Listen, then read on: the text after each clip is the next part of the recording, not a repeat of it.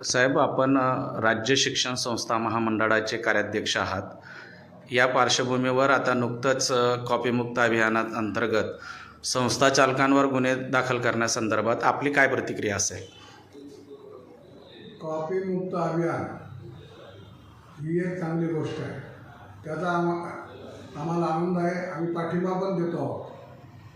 परंतु 8 दिवसापूर्वी शासनाने आदेश काढला की एखाद्या सेंटरवर कॉपी सापडली आणि त्याच्यामध्ये संस्था चालकासुद्धा मदत झाली होती. संस्था चालकाची असं लक्षात आलं तर थेट फौजदारी संस्था चालकावर दाखल करायचं सरकारने ठरवलेलं आहे.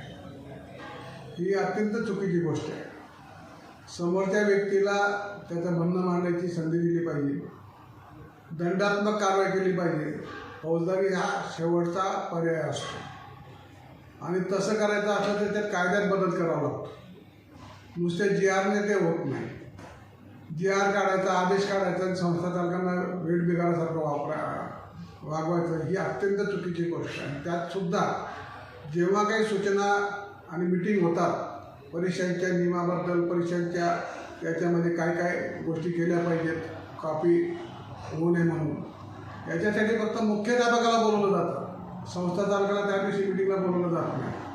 आणि मुख्याध्यापक सर्वच गोष्टी चेअरमनला सांगेल संस्थेच्या, असं काही गृहीत नसतं. आणि म्हणून थेट आरोपी करणं एखाद्या माहितीवरनं, एखाद्या घटनेवरनं ते चुकीचं आहे. एवढंच आमचं म्हणणं आहे. आणि याच्यासाठी सरकारला आम्ही 28 तारखेच्या आमच्या मीटिंगमध्ये निवेदन तयार करून ते देणार आहोत. आणि त्यात जर सरकारने या बाबतीतला सुधारणा केली नाही, फौजदारी शब्द हा काढला नाही, तर आम्ही थेट कोर्टात जाणार.